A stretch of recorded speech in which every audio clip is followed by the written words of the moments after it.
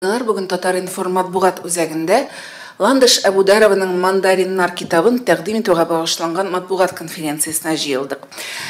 Бұл тәқдим ету Кореев театрында өтешек, һәм бұл бәйрәм ниндидер үзенчәлекле булып әзерләнә. Һәм шул уңайдан безгә бүген бұл бәйрәм турында Ландыш Әбударова үзе, бұл бәйрәмнең режиссеры Әминә Миндиярова һәм сценарий авторы Луиза Янсуар сөйләрләр. Хәерле көн, исәнмесез кызлар?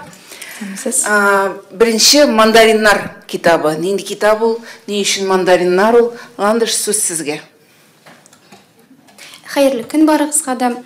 Не үшін «Мандариннар» дигәннән башлыйк әле. «Мандариннар» минем анда кыска гына хикәяләр, бер повесть һәм кыска гына хикәяләр урын алган. Бу минем соңгы 10 елда иҗат иткән проза әсәрләрем монда тупланган. Һәм анда бер «Мандариннар» исемле хикәя дә бар. Исеме шул хикәядән алынган. Шулай да кыска гына хикәяләр булса да, аларны укыганнан соң чыннан да ниндидер мандарин ашаган кебек, ниндидер бер җиңелчә хис кала икән, рәхәтлекме, шундый уй белән шундый китап исеме булып чыкты ул. Һәм миңа калса, һәр укыган кеше аны шулай үзенечә кабул итәр дип ышанасы килә. Демәк, «Мандариннар» дигән исемне сез үзегез сайладыгыз, шулаймы?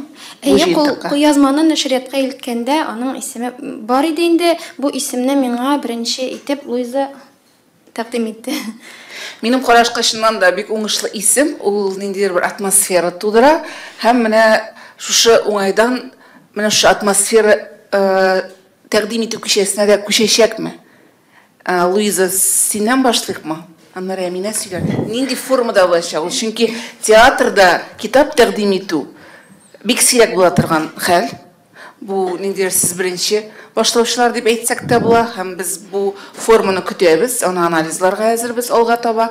Бәлки бу чыннан да татар кешесендә китапка кызыксыну уята торган бер чара булыр дип өметләнәбез. Менә беренче җиттеп алсу чынлап та беренче китабы чыккан авторга менә шундый илтифат күрсәтеп шулай оештыруыгыз өчен рәхмәт, пресс-конференцияне һәм игътибарыгыз өчен.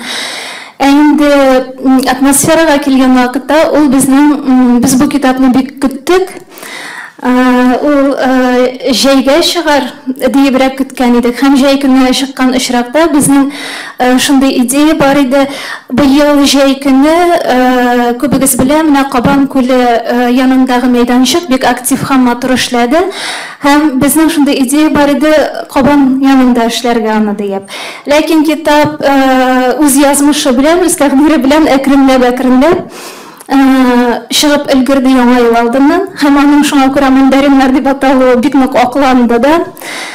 Без инде яңа ел алдыннан менә шушы матур мандаринлы атмосферага күмелеп, аның презентациясын әзерли башладык.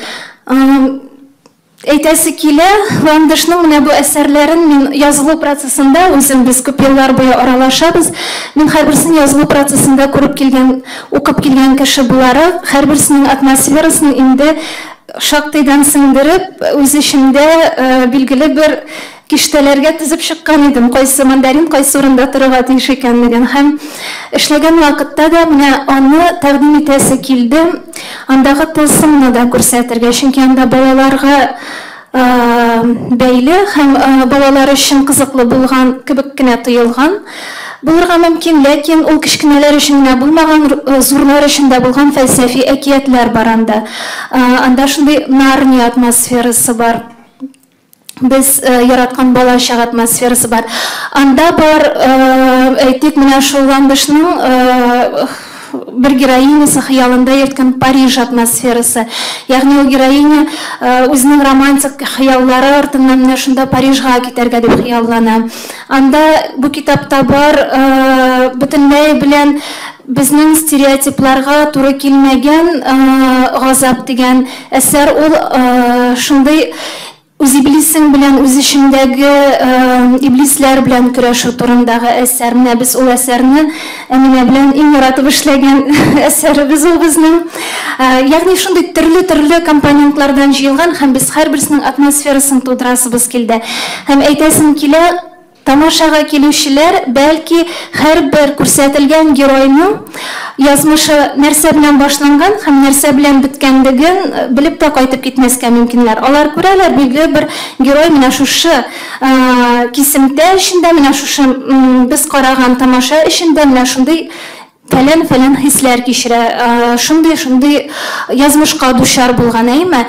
Ләкин минем теләгем шундый иде, без эшләгән вакытта бу сценарийны һәм инде менә хәзер актерлар белән эшләү барышында бу фрагментлар, бу өлешләр аша күргән геройларның язмышын кайтып киткәннән соң китаптан укып белергә теләсеннәр. Ни өчен алар шундый үзләре ни өчен шулай тоталар, ни өчен мондый гамәлләр кылалар, ни өчен мондый карарга киләләр, кайтып киткәчтен укып белсен өчен. Һәм минем әйтәсем килә, менә монда мин сценарий авторы буларак күрсәтелгәнмен. Без әзерләү барышында мозговой штурм дип әйтик бит инде. Менә монда Йолдыз Миңнуллина, Гөлчәчәк Шайхетдинова, Рания Усманова, Энҗе, безнең алар белән бөтенебез бергә җыелышып, мозговой штурм белән эшләдек. Шуңа күрә бу безнең бөтенебезнең дә бергә мандаринлы, хюггылы кәефе. Менә бу сценарийны режиссер Әминә Миндияр ничек аңлагансың? Һәм ул ничек тәкъдим итәргә җыена менә бу җыентыкны тамашачыларга? Әминә. Сценарий Луиза белән. Менә формасы ничек булачак?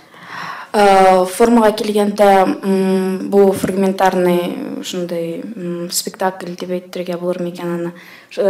Фрагментарный тамаша булачак.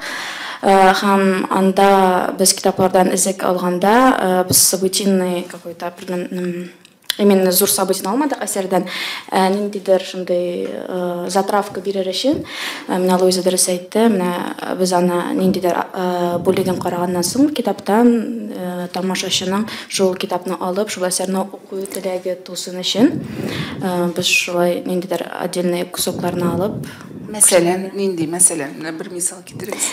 Мәсәлән, Иң кискен мисалны китерергә. Безнең барасы килсен бүген. Әтәне калачак микән? Мәсәлән, Ландышның соңгы минем өчен шәхсән минем өчен ул бик кадерле. Соңгы яза торган, әле язылып та бетмәгән бер әсәрен алдык, без кертеп җибәрдек. Ул Умарта дип, әле пока шартлы рәвештә Умарта дип атала. Бу китапта юк, ләкин без аны алдык. Әле ул язылып бетү барышында нәрсәләр булып бетәрен Ландыш үзе дә белми ул әсәрнең. Менә шул әсәрдә ул әсәр нәрсәсе белән безгә кадерле булды, чөнки анда без үскәндәге балачак мөхите, балачак авылының бөтен модели күрсәтелгән. Ягъни нәрсә иде ул без үскән милли мөхит. Нәрсәне без югалтып барабыз, бер Атлантида кебек, югалып барган Атлантида кебек кабул ителә миңа укыганда. Ул Марксның «100 лет одиночества» әсәрен барыбыз да беләбез бит. Менә шундагы геройлар кебек, миңа калса укыганда киләчәктә укучыга ушулай кызыклы булачак. Чөнки анда бик калку геройлар. Һәм без алган моментта ул бик кискен. Авылда 100 яшәр карчык кортка үлә. Көннәрдән бер көнне. Авылдагылар инде аны бөтенесе дә убырлы карчык дип, сихерче карчык дип уйлый торган булалар, чөнки ул озак яши дә яши. Һәм шул көнне авылда Нәфисә исемле бик үзенчәлекле бер бала туа. Бу баланы күргән һәркем телсез кала, сөйләшә алмый торган була. Ягъни аның ул шулкадәр гүзәл бала, аны күргәннән соң телсез калалар.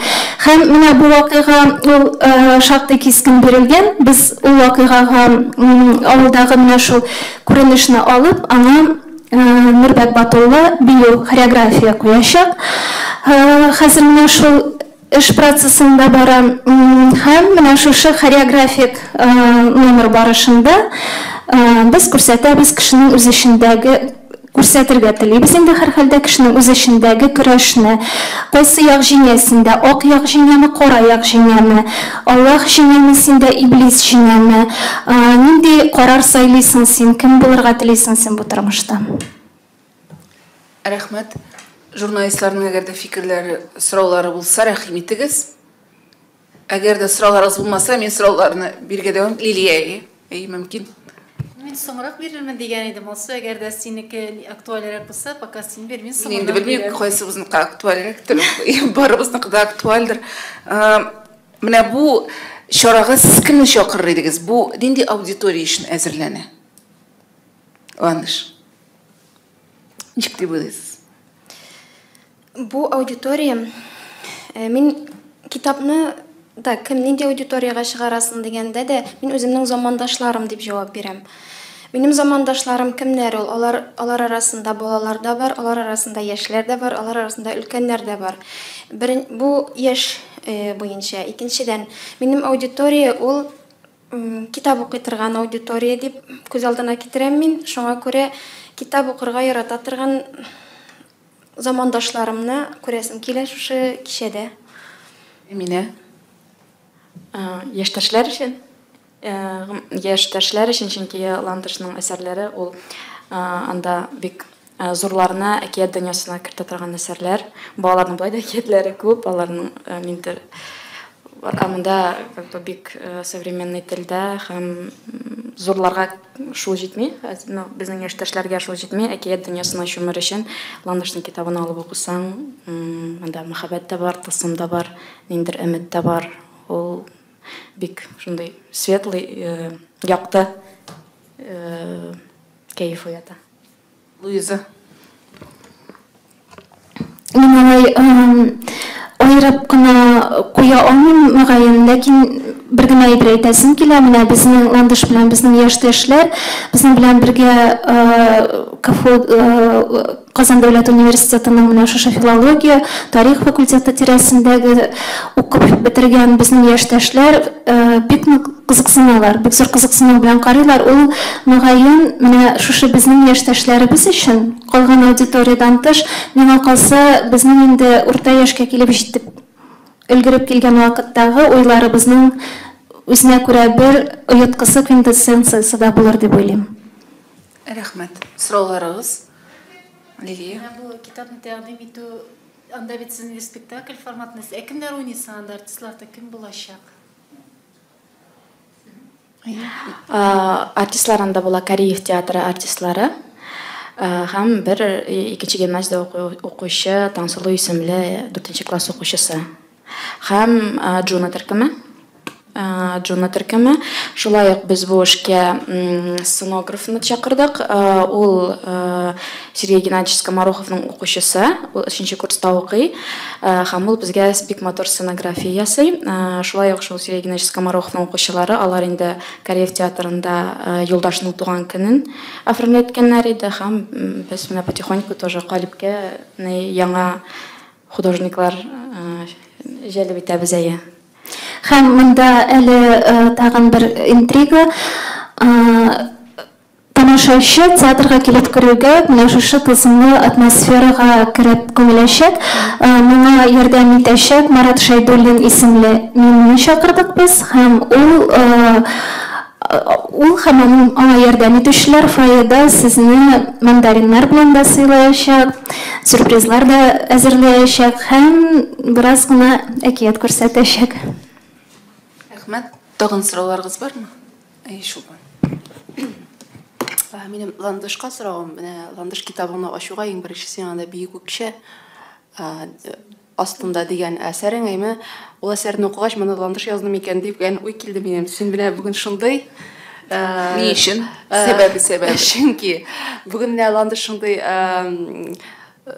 татар милли хатыны әйменең бер вәкиле. Ул анда ул әсәрендә укыган булсагыз, ул бөтенләй икенче, ничек әйтим, мин ул сүзне әйтә алмыйм татарчада, дерзкий хатын кыз әйме, һәм ул ниндер бер кысаларга сыймый, бөтен кысаларны ватып җимереп яши торган. Ландыш, син үзеңдә шундыймы күңелеңдә? Әллә бу күптән язылып, син инде үзгәрдеңме һәм син үзгәрүгә нәрсә этәрде? Рәхмәт. Мин үзгәргәнмендер дип әйтә алмыйм. Мин андый да, мондый да дип әйтә алам шул вакытта. Чөнки бу чыннан да минем күптән язылган, Уфада яшәгәндә үк язылган әсәр. Һәм ул вакытта чыннан да мин без Казан дәүләт университетында укыганда, бер ниндидер милли мөхиттә яшәгәндә, дөньяның безгә менә укытучыларыбыз да, әниләребез дә дөньяның нинди икәнен чынлап та күрсәтмәгәннәр. Ул безгә алар безгә киресенчә дөньяны матур итеп менә шулай уч төбенә салып биргәннәр инде. Шуннан эшли башлагач, дөньяга чыккач, нинди булырга туры килә. Һәм еш кына менә шулай булып китергә дә мөмкин. Ансы инде безнең эш. Андый булып китү өчен безгә ул вакытта чыннан да мөмкинлекләр җиңел юл сайлау өчен бар иде андый мөмкинлекләр һәр хәлдә. Шул сорауны дәвам итеп алсам буламы? Бездә бит инде икенче төрле уйланган, икенче төрле язылган әсәрләрне яратмыйлар татарлар. Һәм менә бу әсәреңне укыгач, ниндидер бер кискен тәнкыйть әйтүчеләр булдымы татар язучылар арасында? Рәхмәт. Булды. Фикерләр чыннан да поляр булды. Ул 2010 елда Идел журналында 2 номерында басылып чыкты. Шуннан соң аңа 1 елдан соң җәй көне әдәби суд оештырылды. Анда менә мине якларга шулай Луиза килгән иде һәм гаепләүче булып Рифа Парахман килгән иде. Гомумән анда инде шундый карар чыгарылды. Бу әсәр гомумән яшәргә тиеш түгел дигән хөкем чыгарылды. Чөнки чыннан да ул безнең стереотипларга каршы килә иде, татар әсәре түгел дигән. Ләкин мин мәсәлән татар теле укытучылары арасында да бу әсәрне без моны качып укыйбыз дигән нидә ишеткән булды. Менә бу бик үкчә астында әсәрне сез игътибар иттегезме? Булачакмы ул? Менә без бик үкчә әсәрен калдырдык укучыга китаптан рәхәтләнеп укырга. Ләкин шушы бик үкчә белән яңа алдарак әйтеп үткәнемчә, шактый авыздаш булган Азап дигән әсәргә тукталдык. Чөнки сәхнәгә куйган вакытта нигездә бик теге ландыш әйтергә ярата, минем әсәрләремдә конфликт кискен түгел дип. Менә шул иң кискен конфликтлы әйберләрдән менә шул Азап дигән текстны алдык без. Шул булачак. Һәм шуны әйтер идем, миңа калса, минем үземә шәхсән шулай тоела, чынлап торып иҗат кешесе һәм ул бүгенге мөхит турында яза торган иҗат кешесе булган очракта, ул үзендә һәм гармонияны да, һәм җимергеч энергетиканы да бөтенесен дә үз аша кичереп карап, аларның икесеннән укмашкан бер дөнья тудыра алырга сәләтледер дип уйлыйм. Чөнки ак кына да, кара гына да була алмый, яхшы гына да, начар гына да була алмый һәм гомумән иҗат кешесе үзе аша бөтен нәрсәне үткәрергә һәм бөтен нәрсәне кичереп, күреп, күзәтеп карарга тиеш дигән фикердә торам мин шәхсән үзем һәм ландышта ул бар. Рәхмәт. Әйе. Мин әзрәк мандариннар китабына шиткәрәк китеп, бу сорау дисәң дә була, сорау түгел, тәкъдим дисәң дә булаймы? Менә Шупан ландышның үзенең дә 2 кызы үсеп килә бит инде. Безнең татар әдәбиятында шундый бер әйбер бар. Менә кичкенә балаларга шигырьләр бар бездә. Менә бераз кече мәктәп яшендәге балаларга әсәрләр татарча укырга, аларның үз телендә язылган, динамикада булган әсәрләр аз, мәсәлән, Носовның шикелле. Менә ландышның аның бит каләме бар, үткен балалар ишендә язарга аның теләге юк микән? Шундый идеялар тумый микән? Менә ул нишаны тутырырга, менә кызыклы, динамикалы әсәрләр балалар өчен. Андый теләгем бар, чөнки үземдә әни булганнан соң, мин чыннан да шул яңадан балачакка кайттым һәм шушы балачак белән кичкенә кызларым белән алар белән бергә үскәндә шул Женя һәм Шәкшәк әсәрләр, аннары әкиятләр туа башлады. Андый әсәрләр дә бар, алар бу китапка керде һәм дәвамлы да булырга охшап тора. Димәк, дәвамы булачак. Менә тагын сорауларыгыз бармы? Әгәр дә сорауларыгыз булмаса, минем шундый бер сорау бирәсе килә, сезнең монда килүегездән файдаланып, чөнки ишегездә бик хөрмәтле шәхес, шәхсән минем өчен менә татар китабы дибез, татар китабы танылмый дибез, татар әдәбиятын укымыйлар дибез.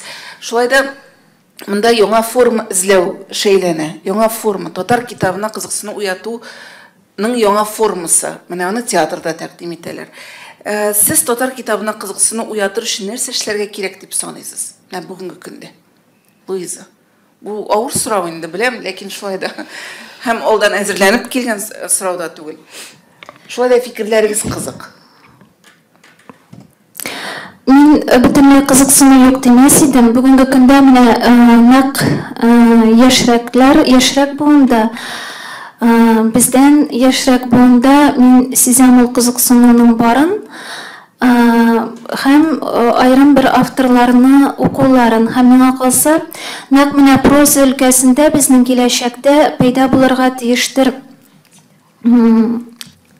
Европа һәм шәрык традицияларын берләштереп тәкъдим итә алырдай авторлар һәм нәкъ менә шул авторлар укучыны инде зауыклы югары әдәбиятка җәлеп итәрләр дип уйлыйм, чөнки яшьрәкләр арасында мин күрәм бик кызыклы фикерле булган менә бер плеяда килде, шагыйрьләр плеядасы. Һәм алар бөтенләй яңа төрле шигърият күрсәттеләр һәм инде бүген урта буынга күчеп киләләр, әйме? Миңа калса киләчәктә прозадан да шундый дулкын булыр кебек тоям мин, бу шәхсән минем тойгым, менә ул инде җәлеп итәргә тиеш дип уйлыйм. Китап белән кызыксындырып була, бары тик аны укучыга алып чыгып кына. Укучыга китапны алып чыгып күрсәтмәсәң, гомумән бүген кайда да булса публикага, аудиторияга алып чыгып күрсәтмәсәң, һәм иҗатчыны, һәм продукцияны, ул үзе килеп эзләп табып йөрмәскә дә мөмкин. Шәхсән безнең мөхиттә шулай. Гәрчә инде ул мин Европа шәрык өчен җавап бирә алмыйм, ләкин ишеткәнем бар менә мәсәлән, төрек мөхите турында күргәнем бар, Мәскәү мөхитен, анда икенчерәк, ә бездә без әле үзебез барырга тиешбез. Рәхмәт, Ландыш, сезнең фикерләр. Менә мин чыннан да проза әсәрләреннән торган китап чыгарган кеше буларак, чыннан да бу турыда элегрәк язганда, үзем өчен генә язган вакытта дип әйтик инде, әле китап итеп чыгарырга уйлаган юк, үзең өчен генә язасың бит инде. Ул вакытта мин чыннан да бу турыда уйламыйдырым. Аннарысын шушы кул язмаларны нәшриятка илткәндә менә карар кабул итәсең бит инде. Моны кемдә булса, кемгә чыгарам мин, кем өчен укырлармы дигән курку була. Чыгарганнан соң менә ул китап кибетләренә таралды. Бу курку тагын да зурайды. Чөнки мин китапны нәшриятка илтеп, ул планга кергән елны татар теле белән нинди хәлләр килеп чыкты бит инде, һәм китап чыгар алдыннан Бауман урамындагы кибет ябылды. Һәм миндә шундый бер чыннан да менә китапны укучыга тәкъдим итү нукталары каядыр жуела башлаган кебек, менә шундый бер тойгы барлыкка килә башлады. Ләкин менә бу китапны Луизалар шушы тәкъдим итү кичәсен әзерли башлаганда ук мин гомумән шушы пиар технологияларның ничек эшләвен күреп шакката башладым. Бу чыннан да бик оста итеп уйланылган, әйбәт итеп, дөрес итеп уйланылган пиар технологиялар һәм аларның һәр кайсыннан соң ниндидер кызыксыну барлыгы социаль челтәрләрдә аермачык күренеп ята. Һәм миндә менә бу чыннан да әгәр китапны Луиза белән килешеп әйтәм, менә шушылай һәр укучыга шушылай итеп тәкъдим итү әле кирәк. Рәхмәт, Әминә, фикерләрегез бармы?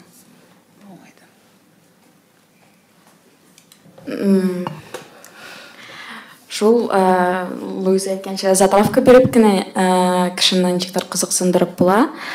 Һәм әгәр дә без моның турында сөйлибез икән, кеше кызыксына, белә, чөнки ул китап чыгып, мин бик алай белеп бетермим, китап чыккач аңа ниндидер реклама бирәм икән, издательствосын әйтә алмыйм. Ләкин менә без аны, мәсәлән, театрда күрсәтәбез икән, аның рекламасы була, анда яшьләр килә, анда калып яшьләр буыны, яңа буын ул китапны укый, һәм гомумән калып рамкаларында эшләү, Кореев театрында, яшьләр театрында эшләү, ул барыбер ниндидер менә как раз шул целевой аудиторияга направленный шул китапны тәкъдим итү бик яхшы усул инде. Рәхмәт. Сорауларыгыз бармы тагын? Әйдәгез алайса искә төшерик. Бу тәкъдим итү кичәсе кайчан була? Сәгать ничәдә? Бу булачак безнең 12 мартта сәгать кичке 7-дә Кореев театры бинасында. Барыгызны да көтеп калабыз. Мандариннар ашарга әзерләнеп килегез. Билетларны кайдан алып була? Билетларны Йылдыз таймпадта ничегрәк безнең ситуация? Безнең керү ирекле бу кичәгә. Ләкин теркәлү шарт, чөнки урыннар шикле һәм безгә белү кирәк ничә кеше килә. Теркәлергә мөмкин Калепнең социаль челтәрләрендә барысында да эленгән. Ул сылтама, шул сылтамага басып таймпадта теркәлергә инде. Рәхмәт. Димәк, барыбыз да шушы китапны тәкъдим итү кичәсендә очрашканга кадәр сау булышып торыйк. Рәхмәт. Рәхмәт, күрешкәнчә. Рәхмәт.